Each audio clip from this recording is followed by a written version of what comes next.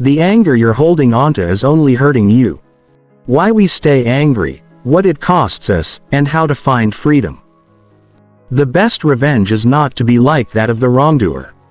Marcus Aurelius. Holding on to anger is like drinking poison and expecting the other person to die. Buddha adapted. We cannot live only for ourselves. The lives we touch, the people we help, become part of us. Albert Schweitzer. Introduction. The weight you've been carrying. There is a particular kind of exhaustion that comes from holding anger. Not the acute exhaustion of a single incident or a day of conflict, but the chronic, low-grade fatigue that accompanies carrying resentment year after year, replaying injuries that cannot be repaired, maintaining a stance of defense against a threat that is no longer actively present in your life. This exhaustion seeps into everything. It colors your relationships, narrows your vision of what is possible, and fills the space where joy, curiosity, and genuine connection might otherwise lie. You know the weight of this if you have ever noticed, in a moment of clarity, that you are still angry about something that happened a long time ago. If you have caught yourself generating the perfect comeback to an insult delivered months or years earlier. If you have felt the familiar tightness in your chest when you see the name of the person who wronged you. If you have spent countless hours replaying what they did, what they said, how unfair it all was, and what you wish you had done differently. If you have told the story of your injury to friend after friend, each retelling adding emotional weight to the narrative while never quite resolving the pain underneath it. The anger served a purpose once. It made sense. Someone hurt you, betrayed you, treated you unjustly, or violated your trust. The anger was a natural response, a signal that something important had been violated, a mobilization of your body and mind to protect yourself from further harm. In that moment, anger was appropriate. It was functional. It was necessary. But something changed. The initial anger, which might have lasted hours or days or weeks, did not resolve and fade the way anger ordinarily does. Instead, it calcified. It became something else. A chronic resentment, a persistent background grievance, a story you tell about who you were and what the world has done to you. The anger stopped being a temporary response to an injury and became a permanent fixture in your personality, your worldview, and your way of relating to others. This book is about that transformation, why it happens, what it costs you, and how to reverse it. The central claim is both simple and radical. The anger you are holding onto is not hurting the person who wronged you. It is hurting you. Every moment you spend in resentment, every hour you spend replaying the injury, every conversation in which you rehearse the wrongdoing, every night you lie awake with the familiar tightness in your chest, all of it is you paying a price for something someone else did. You are the one carrying the weight. This is not to say that what happened to you was not wrong. It may well have been. This is not to say that your anger was not justified. It may have been. This is not to say that the person who hurt you does not deserve blame or consequence. They may. But those facts do not change the fundamental reality. Holding on to the anger, beyond the point where it serves any protective function, is an agreement you have made with your suffering. And the other person is not paying the price for that agreement. You are. What follows is not a book about forgiveness in the traditional sense, though forgiveness will be discussed. It is not a book asking you to excuse what happened or to accept injustice. It is not a book suggesting that the person who hurt you was actually a good person with good intentions and you simply misunderstood. Some of those things may be true. Many will not be. This book is not about them. This book is about you. About understanding why you have held on to the anger, what you have been getting from it. Yes, anger offers real rewards, which is why it is so hard to release what it has been costing you, and what becomes possible when you finally set it down. It draws on decades of research from neuroscience, psychology, sociology, and the study of trauma and healing. It includes the stories of people who have carried anger for years and found their way out of it. And it offers practical, evidence-based approaches for beginning to release what you have been carrying, at whatever pace feels right for you. The goal is not to make you a better person. though you may find that happens as a side effect. The goal is not to make you more spiritual or more noble, though releasing anger often produces those qualities naturally. The goal is simple and selfish and entirely reasonable: to free you from the weight you have been carrying. To give you back the energy and attention and capacity for joy that anger has been consuming. To let you live a life that is not defined by what someone did to you.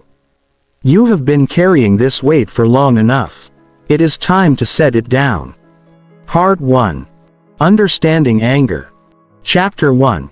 What anger actually is. Anger is a signal that your boundaries or values have been violated. Harriet Lerner. Before we can understand why people hold on to anger, we need to be clear about what anger actually is. This seems obvious. Everyone knows what anger feels like. But the popular understanding of anger, shaped by everything from movies to self-help books to family dynamics, is often confused and imprecise in ways that make it harder to release. Anger is often described as a single emotion. In reality, anger is a complex state that involves multiple components operating simultaneously. Understanding these components is essential because each one operates according to different rules and responds to different interventions. The components of anger. The first component is the physiological activation. Anger is, at the bodily level, a state of sympathetic nervous system activation, increased heart rate, elevated blood pressure, muscle tension, the release of adrenaline and cortisol. This physiological state feels unmistakable from the inside. It is the tightness in the chest, the heat in the face, the surge of energy, the readiness to act. This component is automatic, arising in milliseconds in response to a threat or violation, before conscious thought enters the picture. The second component is the appraisal, the cognitive interpretation of what has happened. Something occurred, and your mind rapidly assessed it. This is unfair, I have been wronged, this is intolerable, someone must be blamed. This appraisal is not necessarily accurate. It is shaped by your history, your current emotional state, your biases, and your interpretations. But it feels true, and it is experienced as the accurate perception of reality rather than as an interpretation. The appraisal drives the physiological state. It is the meaning you have assigned to the event that produces the anger. The third component is the action tendency. Anger produces a strong urge to act, typically in the direction of confrontation, dominance, or harm to the perceived wrongdoer. This is where anger's evolutionary function is most obvious. It mobilized our ancestors to fight threats, to defend territory, to assert dominance in social hierarchies. The urge to act is not always conscious or strong enough to override other constraints, but it is present.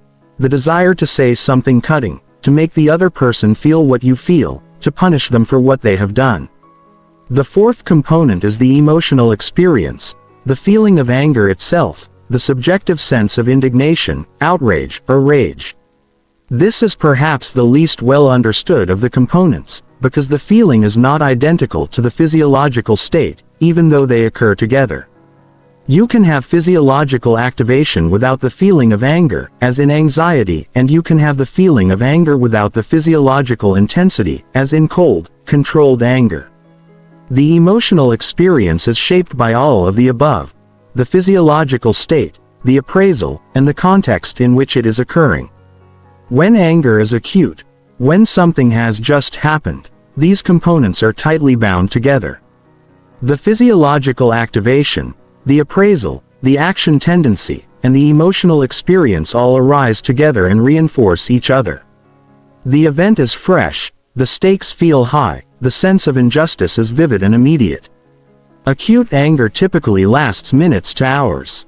It runs its course. The physiological activation decays. The appraisal shifts as new information arrives or as time provides perspective. The action tendency becomes less pressing as the immediate threat passes, and the emotional experience fades.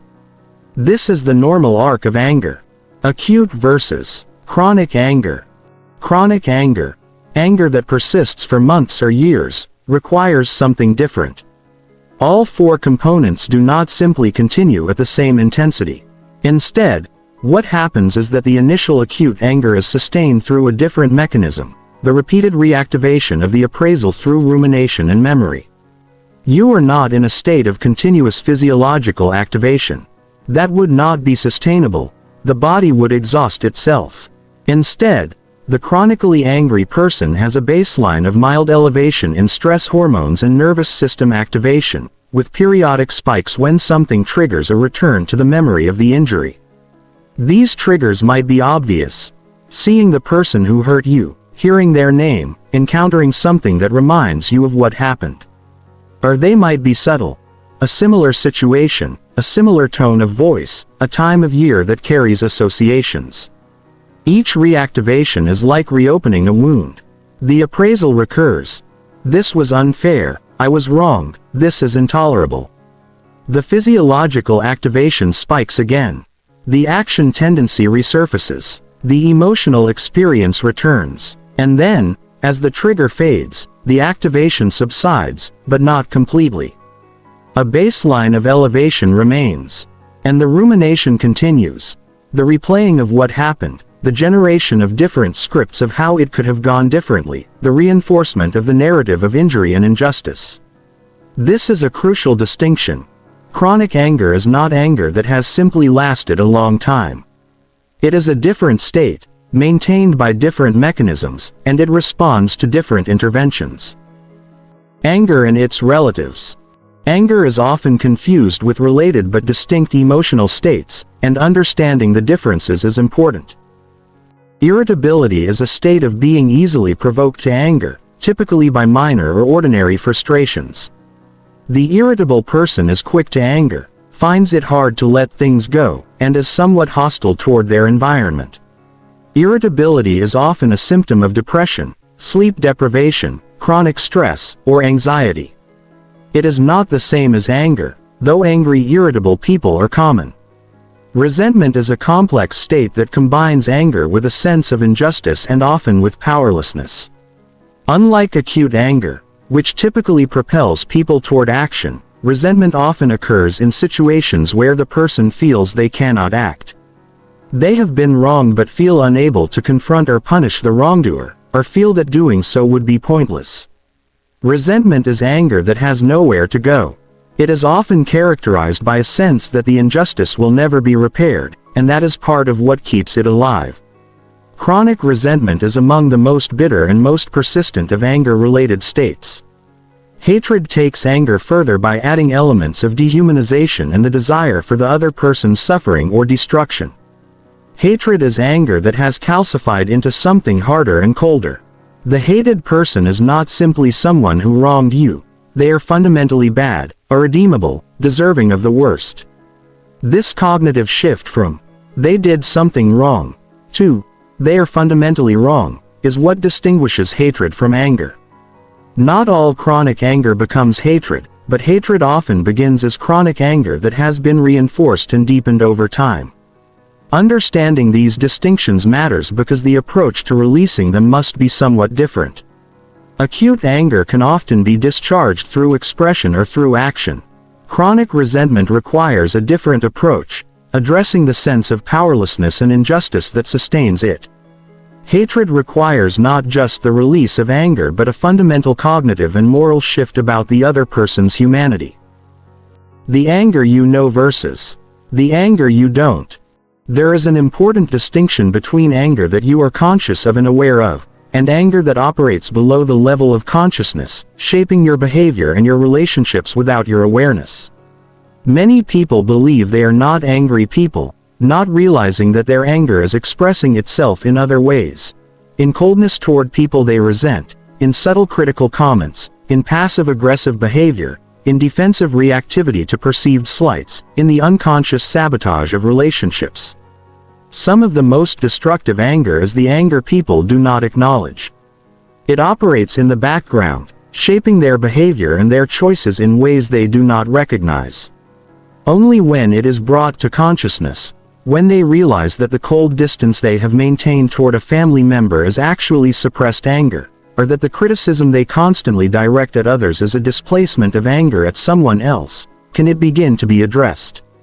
Part of the work of releasing anger, therefore, is first becoming aware of the anger that is present but unacknowledged. This is not always comfortable.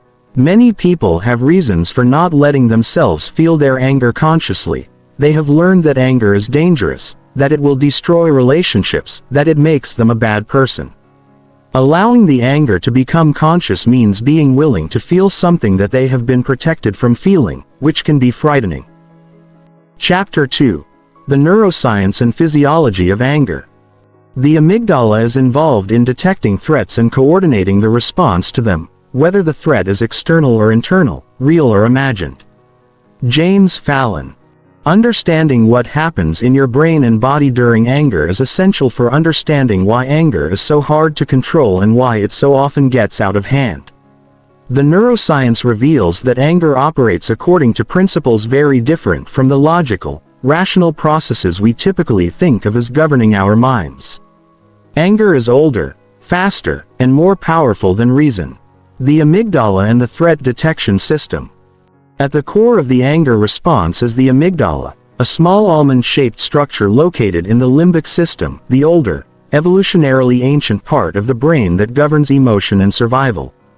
The amygdala's primary function is threat detection.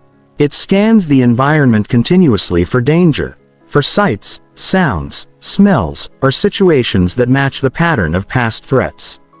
When it detects a threat, it initiates what is called the threat response or the fight-flight-freeze response. What is important to understand about the amygdala is that it operates very fast, within milliseconds of perceiving a threat stimulus, and it does not rely on conscious thought. Before your conscious mind has even registered what is happening, the amygdala has already detected a potential threat and begun the threat response. This is why anger can feel so immediate and so automatic. Your brain has already decided it is under threat before you have had time to think about whether it actually is. The amygdala's threat detection is also quite sensitive. It is designed to err on the side of caution.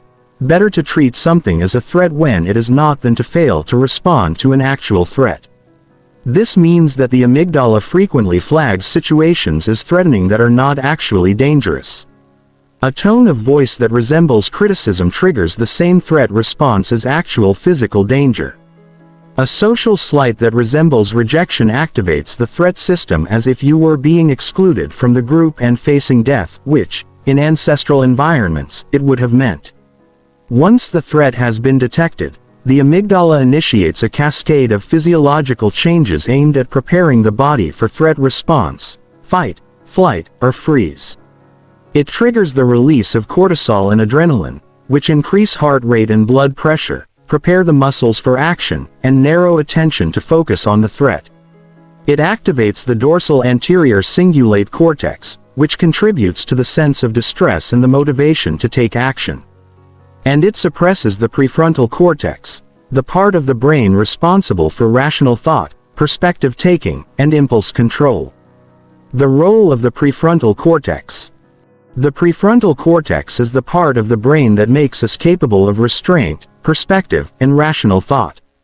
It is what allows us to consider the long-term consequences of our actions, to take other people's perspectives, to tolerate distress without acting on every impulse. When you are calm and not under perceived threat, the prefrontal cortex is active and in dialogue with the amygdala. They work together. The amygdala detects a potential threat, the prefrontal cortex evaluates whether the threat is real and proportional, and together they generate an appropriate response. During anger, this dialogue breaks down. The amygdala's activation is so strong that it effectively suppresses the prefrontal cortex. This is sometimes called the neural hijacking of anger. The old, automatic, emotional brain has taken over, and the new, rational, thinking brain is offline. This is why people in the grip of anger often say things they regret, make decisions they would not make when calm, or take actions that harm their own interests. The part of the brain that understands long-term consequences is not in charge. This neural hijacking is not a flaw in the system. It is a feature. In genuine threat situations, when a physical attack is occurring or an immediate danger is present, you do not want to stop and think about long-term consequences. You want fast, automatic action. The suppression of the prefrontal cortex is exactly what you need. The problem is that the amygdala is using the same neural hijacking mechanism for social threats and perceived slights as it does for actual physical danger. Your brain is treating a slight from a colleague the same way it treats a physical attack. The role of memory in anger. The amygdala does not operate on real-time information alone. It also draws on memory. When something in the present resembles something from the past that was threatening, the amygdala activates based on the memory of past threat. This is adaptive when the resemblance is genuine and the past threat is truly relevant. But it becomes problematic when the resemblance is only surface level, or when the past threat was not actually as dangerous as it felt at the time, or when the person's interpretation of the past threat was distorted. This is why people with histories of being betrayed become hypervigilant to signs of betrayal.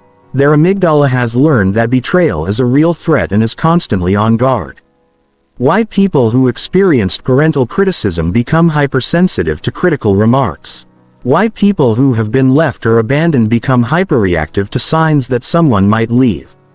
The amygdala, based on past experience, has classified these things as threats, and it continues to respond to them as threats in the present.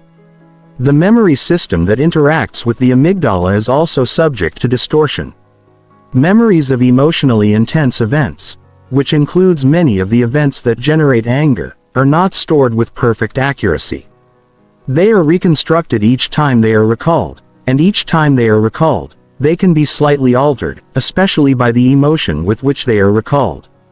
The time you go over the angry memory with intense anger, the memory itself becomes slightly more angry, the injustice seems greater, the other person's intent seems more malicious, your own response seems more justified. This creates a problematic cycle. The memory of the injury becomes more emotionally intense with each rehearsal, which increases the anger response when you recall it, which makes the memory even more emotionally intense the next time. Over time, the memory can diverge significantly from what actually happened, not through deliberate lying but through the natural distortion produced by emotional reinforcement of the memory. The stress hormone cascade. When the amygdala detects a threat, it initiates a cascade of hormonal changes. The immediate response is the release of adrenaline epinephrine, which produces the acute physical symptoms of anger: the racing heart, the quickened breathing, the hot flush, the surge of energy. If the threat persists, the body releases cortisol, which sustains the activation over longer periods. Cortisol also has a number of downstream effects.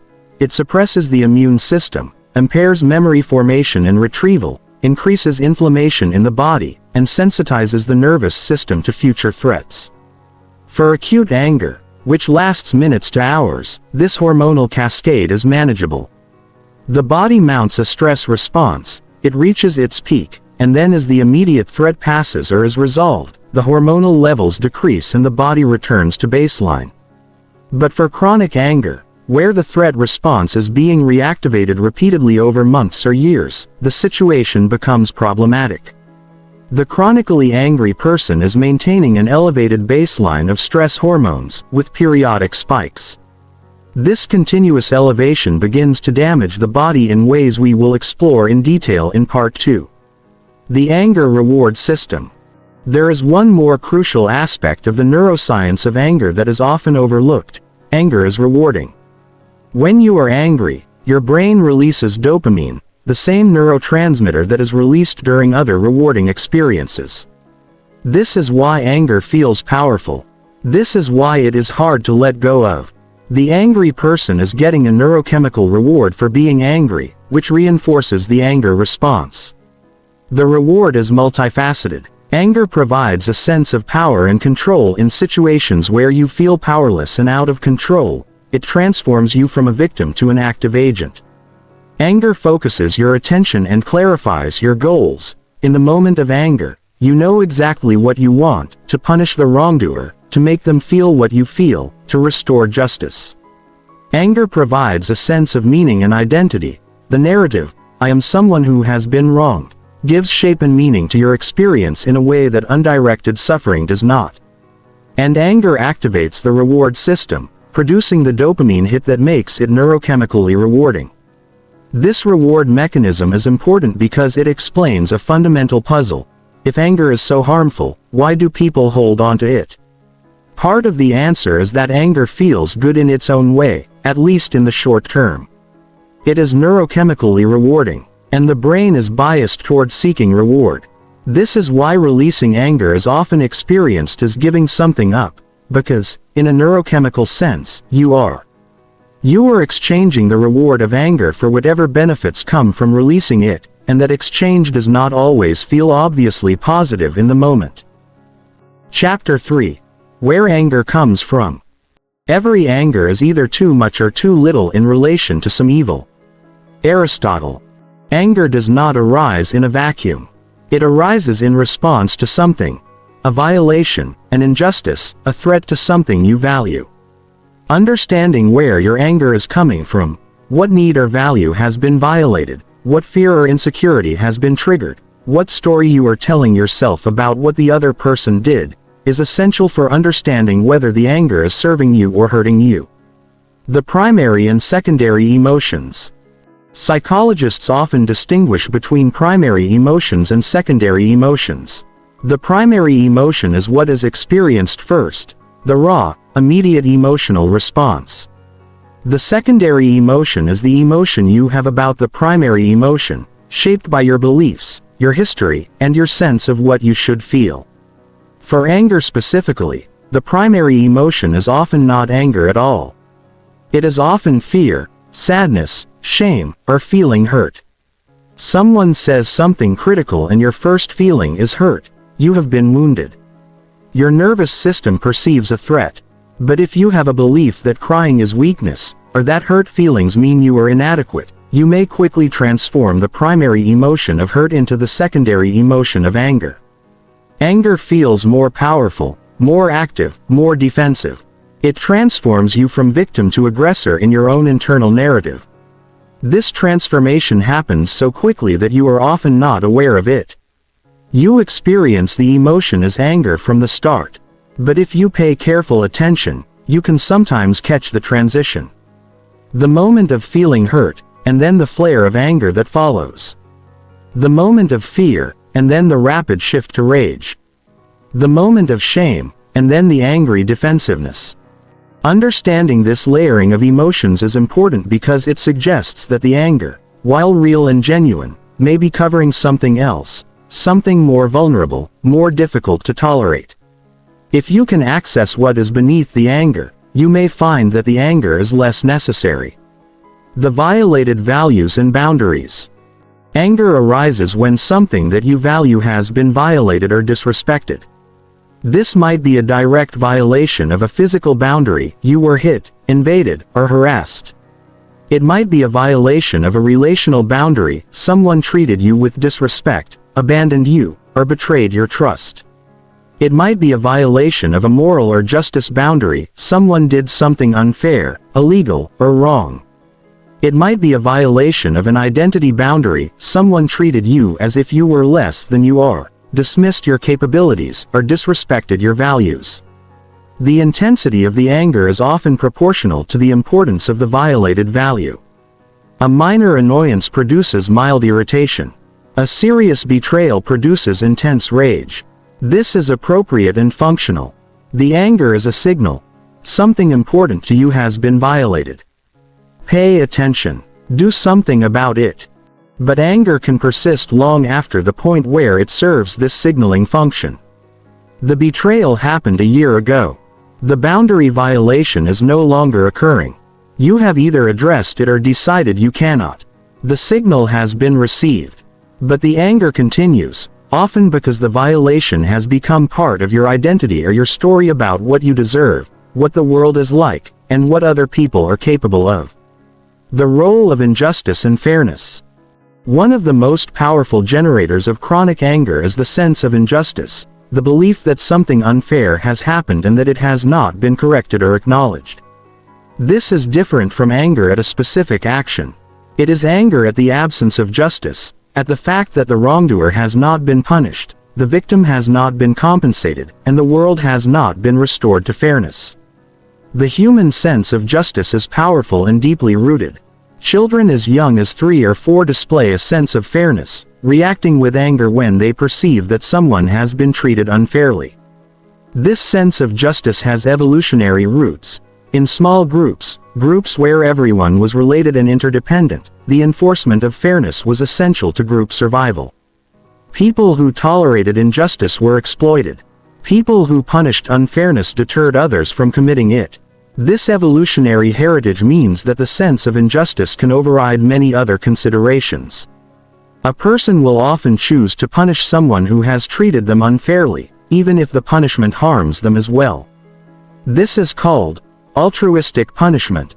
People will pay a cost to punish unfairness, even when the punishment provides no direct benefit to them. This suggests how powerful the motivation to restore justice is. The problem arises when the injustice cannot be corrected. You cannot undo what happened. You cannot make the other person suffer as much as you have suffered. You cannot restore fairness because fairness, in any meaningful sense, is impossible. The past cannot be changed.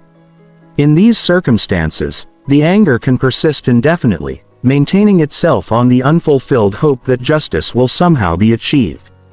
The identity function of anger. For many people, anger plays an important role in their identity.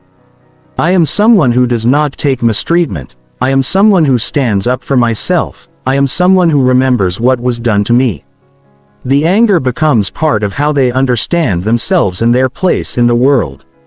Releasing the anger can feel like releasing part of their identity. There is also a group identity aspect to anger. Many groups and movements are bonded, in part, by a shared anger at injustice, at oppression, at being mistreated. The solidarity that comes from sharing anger at a common enemy or a common wrong is real and powerful. It can bind people together and motivate collective action. But it can also keep people bound to the anger longer than is serving them individually, because releasing the anger feels like betraying the group. This identity and group function of anger explains why people sometimes resist help in releasing it. They are not just being stubborn or self-destructive. They are protecting an identity and a sense of connection that the anger provides. Understanding this is important because it suggests that releasing anger might require rebuilding identity and finding new forms of connection, not just thinking differently about the past. Chapter 4. The function of anger. Anger is the response of integrity to violation. Martha Nussbaum. Anger evolved because it serves important functions. Understanding these functions is essential because it explains why anger is so difficult to release and why the attempt to simply eliminate anger is misguided. The goal is not to never feel anger. The goal is to feel anger in proportion to what has happened, to let it motivate appropriate action, and then to release it when the action is complete. Anger is a signal of violation. The first function of anger is signaling. Anger tells you that something important to you has been violated. It captures your attention and tells you to pay attention to the violation. Without this function, you might not notice injustices, boundary violations, or threats to your well-being. The person who never feels anger would be passively accepting mistreatment. This signaling function is valuable and important. When someone violates your boundaries, you need to know it. When someone treats you unjustly, you need to feel the wrongness of it. Anger is the feeling that carries this message. It is appropriate and necessary. But in chronic anger, this signaling has become stuck. You received the signal. You know the violation occurred. You have likely thought about it extensively. Continuing to fire the anger signal is no longer providing new information. It is just continuing the original signal long past the point where it is useful. Anger is a motivator of action. The second function of anger is to motivate corrective action. When something is violated, anger energizes you to address it. It gives you the energy and focus to confront the person, to repair the relationship, to protect yourself or others, or to change the situation so the violation does not happen again. Anger is action-oriented. It is not a passive emotion. It mobilizes you toward doing something. This is where the distinction between useful anger and harmful anger becomes clear. Useful anger motivates you toward actions that address the underlying problem. Having a difficult conversation, setting a boundary, leaving an unhealthy situation, working toward justice. Harmful anger, particularly chronic anger, does not motivate these actions. It is often untethered from action. The person is not doing anything to address the situation. They are simply staying angry. Chronic anger that is not motivating action is stuck. The body is mobilized for action, but no action is being taken. This creates a state of perpetual preparation for something that is not happening. The stress hormones are elevated. The muscles are tense. The nervous system is on high alert. But there is no outlet for any of this activation. It is being held in the body, leading to the physical damage we will explore in part 2. Anger is a boundary defender. The third function of anger is to defend boundaries. When someone violates your boundary, anger is the response that says, "This is not acceptable, do not do this." It establishes and maintains boundaries by making clear that violation is costly. It provokes anger. In this function, anger is often adaptive. It teaches others that there are limits to how they can treat you. This boundary defending function is particularly important in situations where you have been chronically mistreated or disrespected. The anger can be what allows you to finally say no, to withdraw from the situation, to protect yourself. In these cases, the anger, even if it feels intense, is serving an essential function. But anger can also become rigid in its boundary defense. Some people maintain anger not to establish a boundary but to maintain one. To keep others at a distance, to prevent intimacy, to protect themselves against further hurt.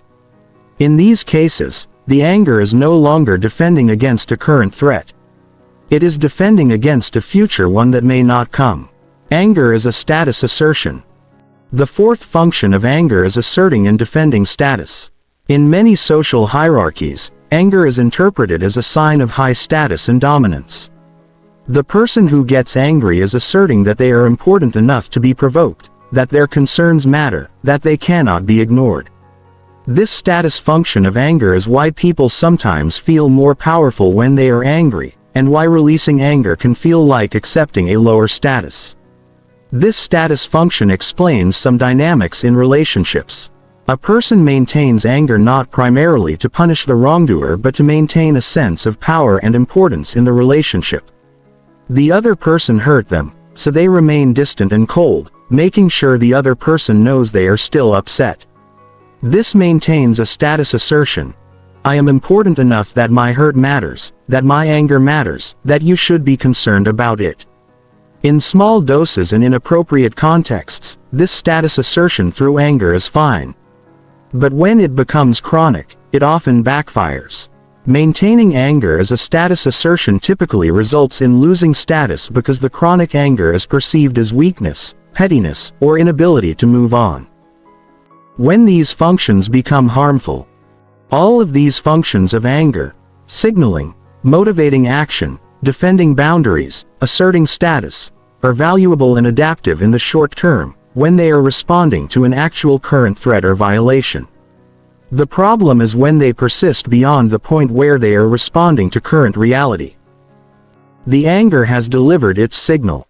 The violation has been registered. You know it happened. Continuing to repeat the signal does not provide new information. The motivating function of anger only makes sense if action is possible and the action would address the problem. If no action is possible or if you have decided not to take action, then the anger is not motivating anything. It is just sitting in your body. The boundary defending function makes sense if there is an ongoing threat. If the threat has passed or you have removed yourself from it, then maintaining the anger is defending against a threat that is no longer present. And the status assertion only matters if you are in an ongoing relationship where status still needs to be asserted. If you have ended the relationship, the status assertion is pointless. Chronic anger, in these situations, is no longer serving its evolved function. It is harming you. It is consuming energy, damaging your health, and limiting your capacity for other experiences. This is when the anger has become something to release. Part 2. The hidden costs of holding on. Chapter 5. How anger damages your health. Anger makes you sick. Holding grudges is hazardous to your health. Medical science. If chronic anger only affected your mood or your relationships, it would be worth addressing but perhaps not urgent. What makes the release of chronic anger genuinely essential is what it does to your physical health. The evidence is clear and consistent. Holding on to anger is associated with measurable damage to nearly every system in your body. Cardiovascular damage. The cardiovascular system bears the brunt of chronic anger. The elevated stress hormones and nervous system activation that characterize chronic anger increase heart rate, blood pressure, and the stickiness of blood platelets. Over time, this damages the cardiovascular system in multiple ways. Studies by Janice Williams and others have found that people who score high on measures of chronic anger have significantly elevated risk of heart attack and stroke compared to less angry people of the same age and health status. One study found that men who reported high levels of anger had a 2.7 times greater risk of cardiac events. The damage appears to be dose-dependent. The more angry you are, and the longer you stay angry, the greater the cardiovascular risk. The mechanism is partly direct. The elevated stress hormones and blood pressure damage the vessel walls, but also partly behavioral. Chronically angry people are more likely to smoke, drink excessively, exercise less, and eat poorly. These behavioral changes compound the cardiovascular damage. The anger leads to choices that make the damage worse. Immune suppression. The chronic elevation of cortisol and other stress hormones that accompanies anger suppresses immune function. Multiple studies have found that chronically angry people have reduced immune cell counts, reduced effectiveness of immune response, and higher rates of infection. One study followed people who had been exposed to a cold virus and found that people with higher chronic anger levels were more likely to actually develop colds and to experience more severe symptoms. The suppressed immune function also has implications for cancer risk. While the relationship between stress and cancer is complex, chronically angry people show some increase in certain cancers, and this is thought to be mediated partly through immune suppression and partly through the inflammation that chronic anger produces. Inflammation and aging. Chronic anger produces chronic inflammation. The stress hormones keep the inflammatory system activated at a low level. Over time, this produces systemic inflammation throughout the body, that is associated with numerous health problems: arthritis, asthma, diabetes, dementia, and accelerated aging. One of the most striking findings is that chronic stress and chronic anger are associated with accelerated cellular aging. Telomeres are the protective caps on the ends of chromosomes, and they shorten with age.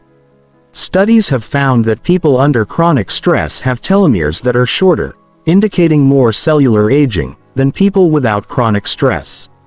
The chronically angry person is literally aging faster at the cellular level. Gastrointestinal problems. The connection between emotion and digestion is profound. The gastrointestinal system is heavily innervated by the sympathetic nervous system. When the threat response is chronically activated by anger, the gastrointestinal system is constantly suppressed. Digestion is not a priority when you are under threat. The chronically angry person often experiences digestive problems, irritable bowel syndrome, ulcers, reflux, constipation, and diarrhea. Beyond the functional problems, there is evidence that chronic anger increases the risk of gastrointestinal disease. People with high anger levels have higher rates of ulcers and other gastric conditions. The mechanism appears to involve both the nervous system suppression of digestion and the inflammation produced by chronic stress. Sleep disruption. Anger disrupts sleep. The elevated arousal of anger keeps the nervous system activated, and the rumination that accompanies chronic anger fills the mind with agitating thoughts. Many chronically angry people experience poor sleep quality, difficulty falling asleep, or nightmares. This sleep disruption then compounds all of the other health problems, since adequate sleep is essential for immune function, emotional regulation, and healing. Mental health consequences. Beyond the physical health consequences, chronic anger is strongly associated with depression, anxiety, and other mental health problems. Some people experience anger as the primary emotion, with depression and anxiety secondary. Others experience it in the opposite direction. The depression or anxiety generates irritability and anger as secondary emotions. The suicide risk is particularly concerning. People with high chronic anger, particularly men, show elevated suicide risk. The chronically angry person often feels hopeless about the situation ever changing, isolated by their own resentment, and exhausted by carrying the anger. The dose-response relationship. The key finding across all of these health consequences is that they show a dose-response relationship. The more angry you are, the more health damage you sustain. A single angry incident is not damaging. Occasional anger is normal and healthy. But chronic, pervasive anger that is maintained over months or years causes measurable, significant damage. This is important to emphasize because many people feel that they should still be angry about something, that letting go of the anger would be disloyal to themselves or to justice. But the person who is paying the price for the anger is not the person who wronged you. You are. Every day you hold on to the anger is a day you are choosing to pay the health price for something someone else did. The wrongdoer is not suffering from your anger. You are. Chapter 6. How anger damages your relationships. The silent treatment is not the absence of communication. It is a form of hostile communication. Harriet Lerner. Beyond the physical health damage, chronic anger severely damages your relationships. It does not only damage the relationship with the person you are angry at. It damages all of your relationships. Direct damage to the relationship with the wrongdoer. If you are still in contact with the person who wronged you, the anger poisons the relationship. It creates a wall between you. You are distant, cold, subtly or overtly hostile. You may engage in punishing behavior, the silent treatment, contempt, or cutting remarks. What is interesting is that this punishment rarely produces the intended effect. The goal is often, implicitly, to make the other person understand how much they hurt you, to make them feel remorse, to force them to make amends. But the punishment rarely achieves these goals.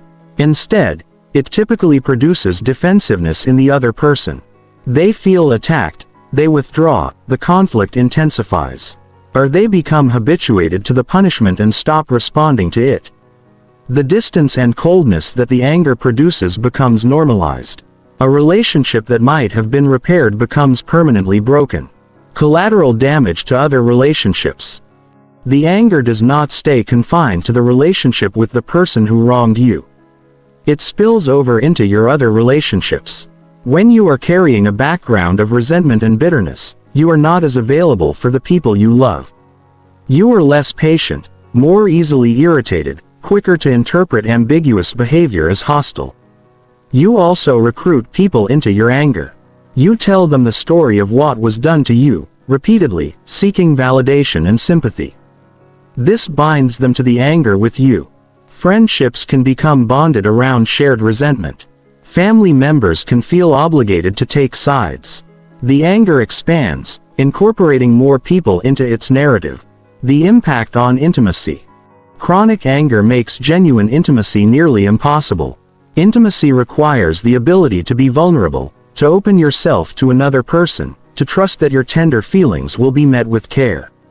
When you are carrying anger, you are defended. You are not vulnerable. You cannot fully open. The intimacy that requires this openness cannot happen. This is particularly destructive in romantic relationships. The partners may love each other, but if one or both are carrying anger, the closeness and vulnerability that romantic love requires cannot exist. Sex can become perfunctory or cease. Emotional sharing becomes guarded. The relationship, even if it continues, loses its heart. The loneliness of resentment. Paradoxically, the chronically angry person is often quite lonely. This is because the anger creates distance. Even the people closest to you cannot fully reach you if you are surrounded by a wall of resentment. And the anger often makes you less appealing to others. People are drawn to warmth and openness, repelled by coldness and bitterness. The chronically angry person has often lost friends or had relationships deteriorate, and the loss compounds the sense of injustice and isolation. There is also a sense in which the chronically angry person has rejected connection in favor of the anger. The anger has become the primary relationship, the primary source of meaning and identity. Other relationships feel less important by comparison. And other people, sensing this, eventually stop trying to break through the wall of anger. Chapter 7. How anger damages your mind. As a man thinketh in his heart, so is he. Proverbs 23:7. Beyond the health and relationship damage, chronic anger damages the way your mind works. It narrows your thinking, impairs your memory, reduces your capacity for joy, and constrains the possibilities you can envision for your future. Rumination and cognitive rigidity. The chronically angry person is trapped in a pattern of rumination. The mind repeatedly returns to the injury, replaying it, analyzing it, rehearsing responses. This rumination is not productive. It does not generate new understanding or lead to resolution. It is repetitive processing of the same painful material. This rumination, maintained over time, produces what researchers call cognitive rigidity, a decreased ability to shift perspectives, to see situations from multiple angles, to adapt thinking to new information. The chronically angry person has often exhausted the possible angles of analysis and settled into a fixed interpretation. They know what the other person did, what their intent was, what it means. The possibility of being wrong about this is not seriously entertained. This cognitive rigidity is not limited to the situation that generated the anger. It extends to thinking generally. The chronically angry person has difficulty being flexible in their thinking, difficulty entertaining possibilities that don't fit their existing worldview, difficulty admitting uncertainty or changing their mind. Their mind has hardened. Impaired decision-making. The suppression of prefrontal function during anger, which makes sense for immediate threats, becomes a liability when anger is chronic. The chronically angry person is making life decisions from a nervous system that is in threat response. They are more likely to make reactive decisions, to interpret ambiguous situations as hostile, to seek short-term relief over long-term well-being. This often manifests as repeatedly entering and exiting relationships, making impulsive job changes, or engaging in risky behavior.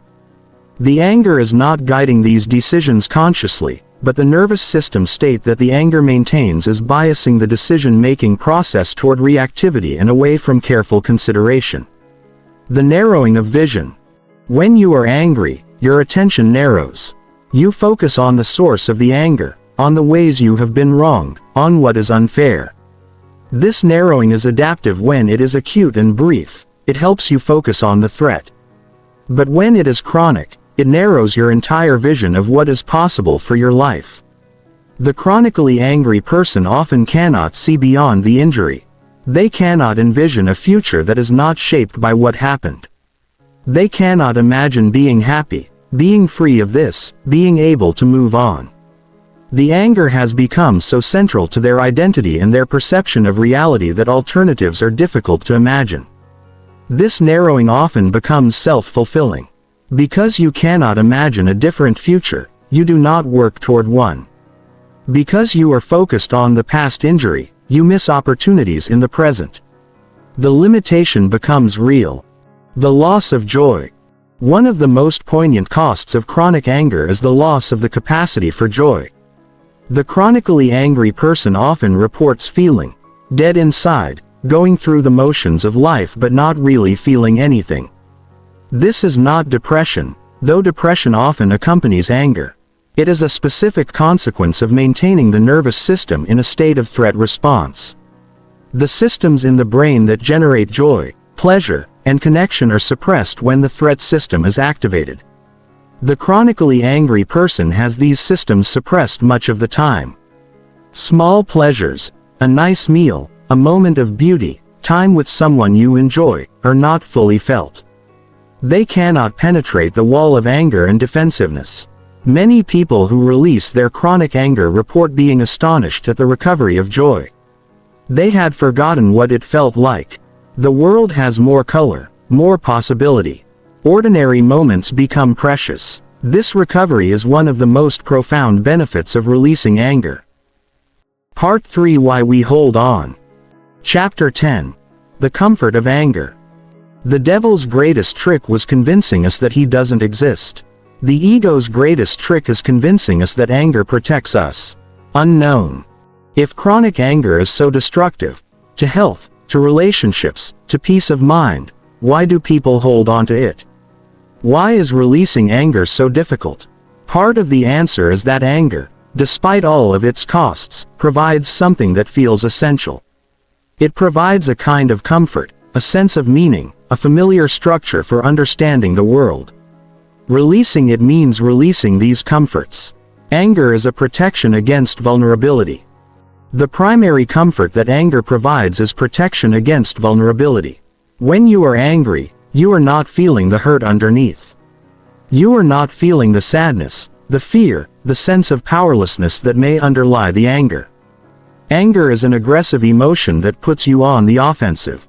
It transforms you from a victim into an agent, from someone who was hurt into someone who is fighting back. This protection against vulnerability is powerful. The alternatives to anger, feeling the hurt, the loss, the violation, are painful. Anger is a way to escape that pain. And it works, temporarily. As long as you are angry, you are not fully feeling the pain. The anger is holding the pain at bay. But this protection comes at a cost. By using anger to protect against the pain, you prevent yourself from processing and integrating the hurt. The pain remains in the background, requiring constant suppression. And the energy that goes into maintaining the anger, maintaining the protection, is energy that you cannot use for healing or growth. Anger is meaning-making. The second comfort that anger provides is meaning. Before the injury and the resulting anger, perhaps you were confused about your place in the world, about who you were, about what mattered. The anger provides clarity. It provides a narrative. I am someone who was wronged. This person was bad to me. What happened was unfair. This is what my life is about. The recovery from this betrayal or injury. This narrative is constraining, but it is also stabilizing.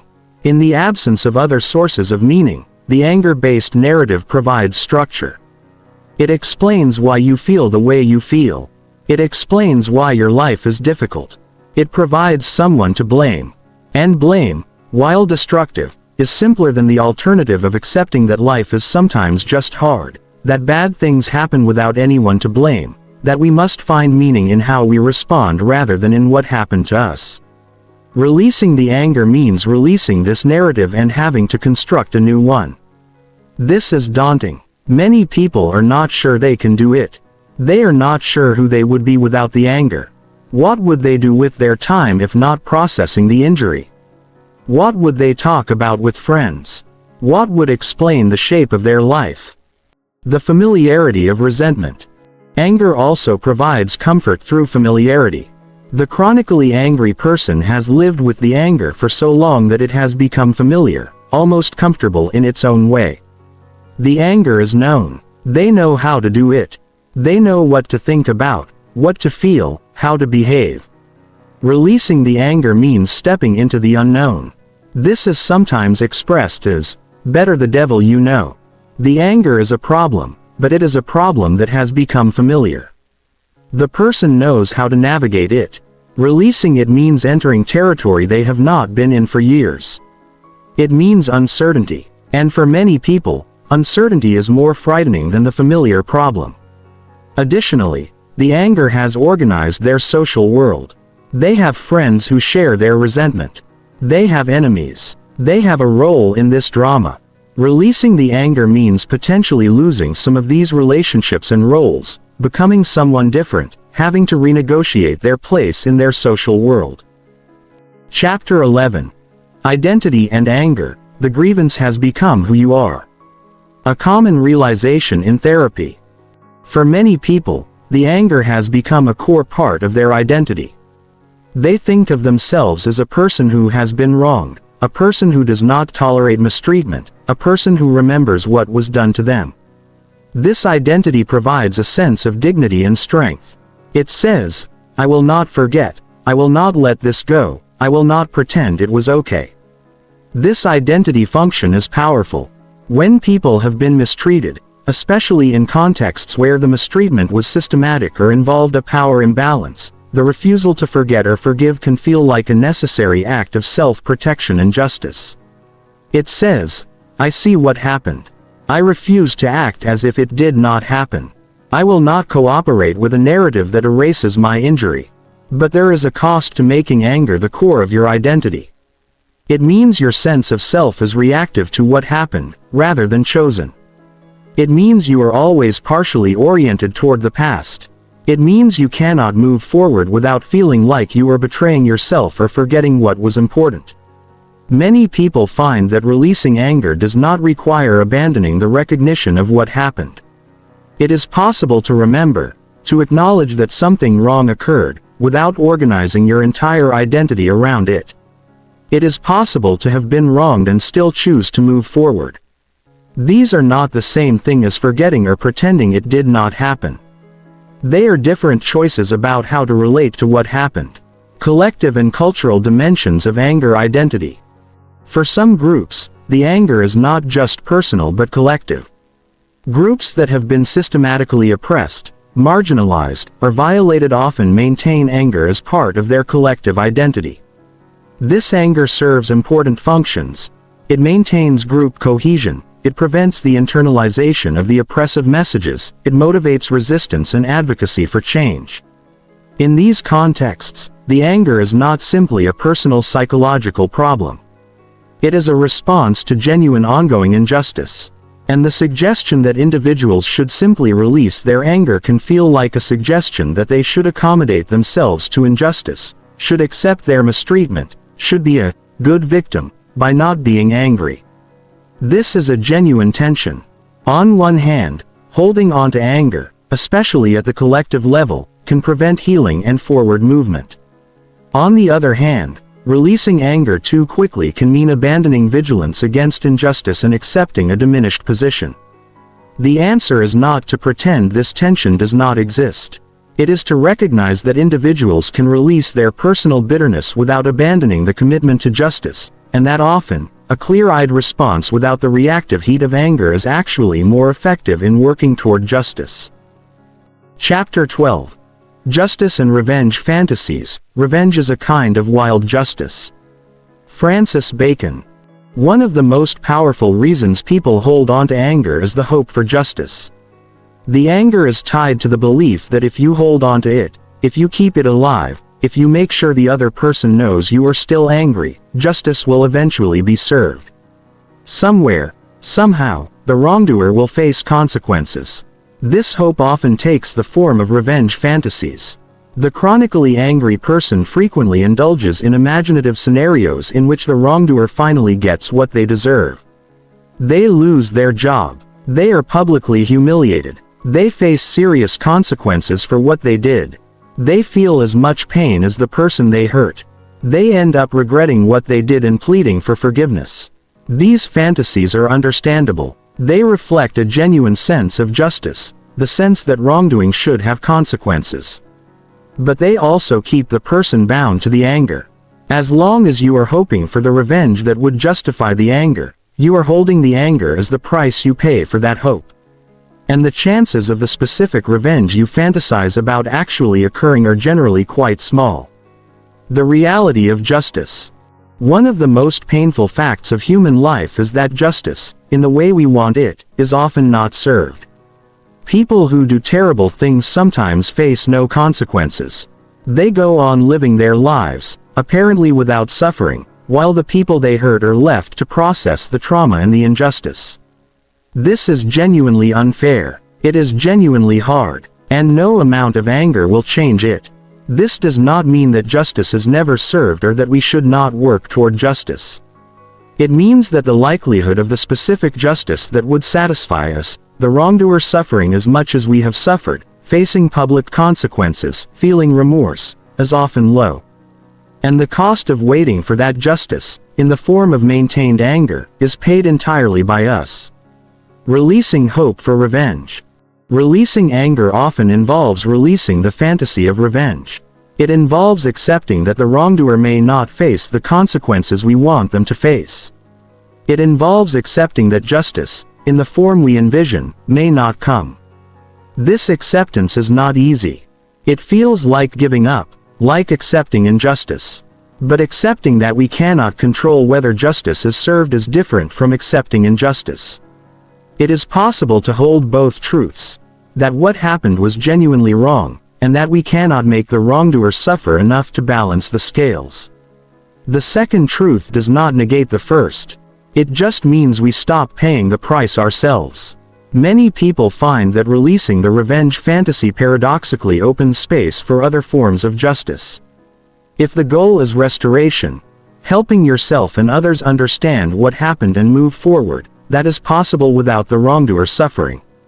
If the goal is prevention, making sure this does not happen to others, that is possible without revenge.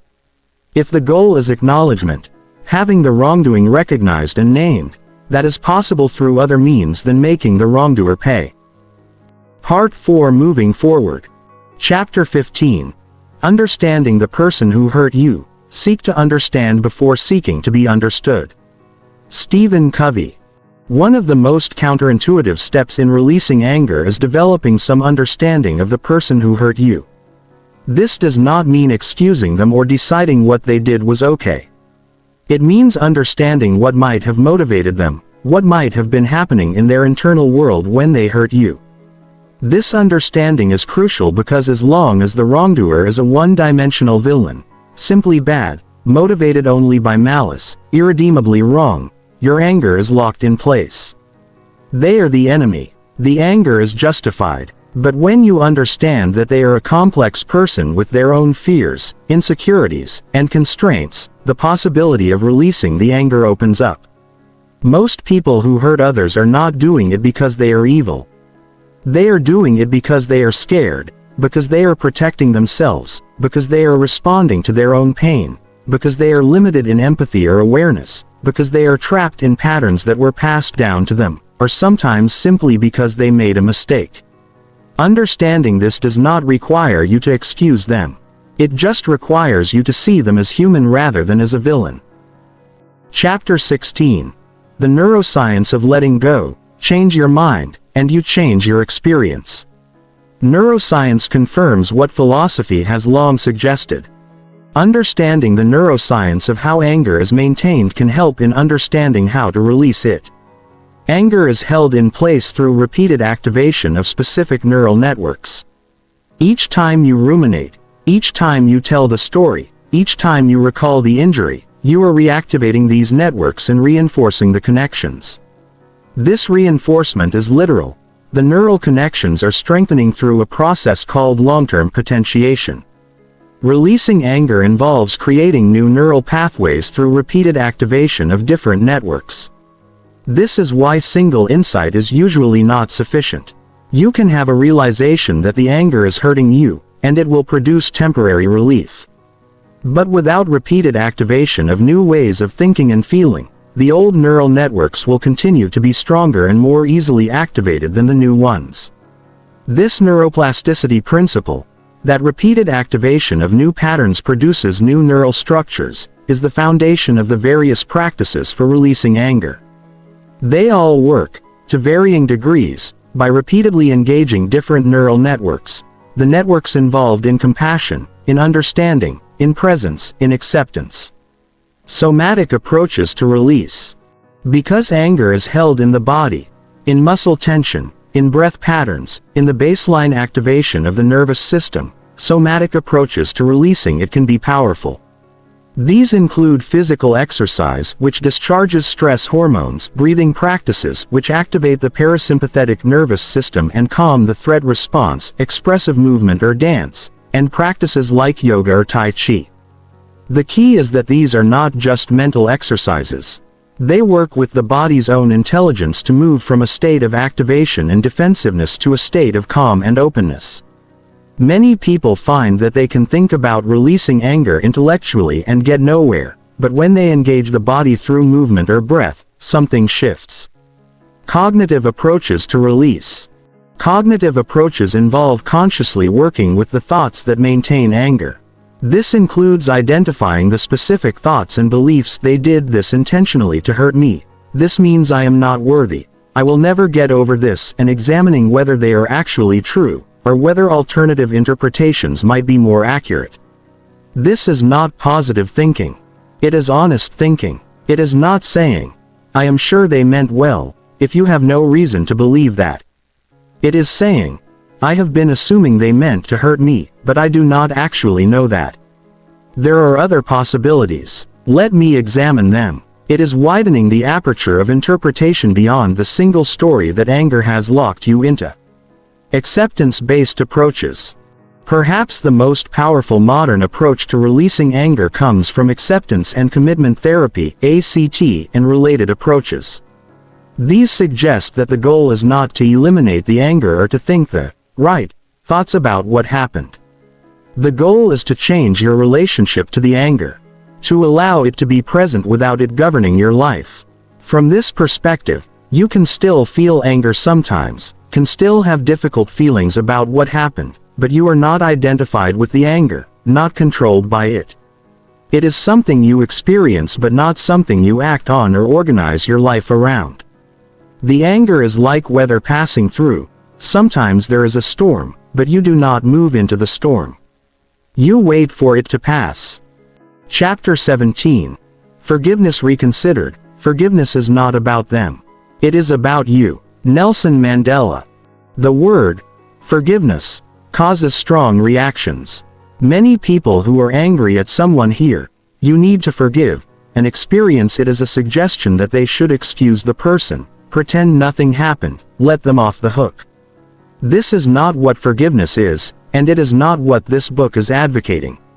Forgiveness, in the sense that is useful for releasing anger, has a specific meaning. It is the release of the claim that the other person owes you something. It is the release of the expectation that they should suffer. It is the release of the narrative that your life is defined by what they did. It is not about whether they deserve forgiveness. It is about whether you deserve freedom. You can forgive someone without reconciling with them. You can forgive someone without trusting them. You can forgive someone without ever telling them that you forgive them. Forgiveness is internal. It is about releasing your own attachment to the anger and the justice you were waiting for. For many people, forgiveness is not a single moment but a process. You forgive in one moment and then the anger returns and you have to forgive again. This is normal. The neural networks of anger do not disappear because you have one insight. They gradually weaken as you repeatedly practice new ways of relating to what happened. When forgiveness is not the goal. For some people, in some situations, forgiveness is not the right language.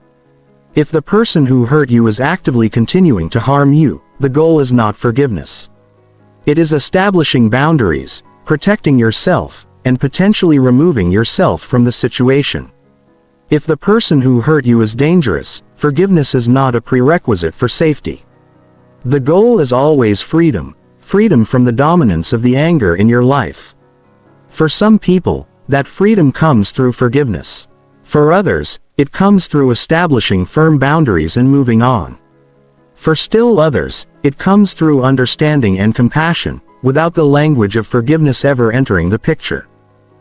Conclusion. Freedom. You have been carrying this weight for a long time. The anger has become so familiar that you may have forgotten what it would feel like to live without it. You may have forgotten what joy feels like, what ease feels like, what it feels like to encounter the world and the people in it without the filter of resentment and guardedness. Setting down the anger does not mean forgetting what happened or pretending it was okay. It means releasing the grip it has on your life. It means stopping the daily rehearsal of injury. It means releasing the fantasy of revenge. It means allowing yourself to grieve what was lost instead of remaining angry about it. It means rebuilding your identity around who you are and what you want, rather than around what was done to you. This is not easy. The anger has served a purpose. It has protected you, it has given you meaning, it has organized your relationships. Releasing it requires that you find new protection, new meaning, new ways of understanding your place in the world. It requires time and often requires help. But it is possible. Countless people who have carried anger for years have released it and found their way to freedom. They have gone from being defined by what happened to them to being defined by how they chose to respond. They have gone from focusing on the past to focusing on the present and future. They have gone from being small and contracted by resentment to being open and expansive in their capacity to love, to create, to connect. You deserve that freedom, not because the person who hurt you deserves it, not because forgiveness is noble or spiritual. You deserve it because you are a human being who has the capacity for joy and peace and connection, and you have already paid too high a price for anger that is not serving you. The work of releasing anger is the work of taking your life back. It is available to you whenever you are ready to begin. Further reading and resources. For those wanting to deepen their understanding of anger and its release, the following resources are valuable. Harriet Lerner's Why Won't You Apologize? Provides excellent guidance on the role of apology and forgiveness in healing relationships. David Treadway's Facing Infidelity includes profound insights into resentment and how to move through it. Thich Nhat Hanh's Anger, Wisdom for Cooling the Flames approaches anger from a Buddhist perspective and offers meditative practices for working with it. James Hollis's works on meaning-making and identity provide context for understanding the identity dimensions of held anger. Bessel van der Kolk's The Body Keeps the Score explains how trauma and emotion are held in the body and how somatic approaches can help release them. And finally, working with a skilled therapist who understands the neuroscience and the psychology of anger and resentment can provide invaluable support in the process of release.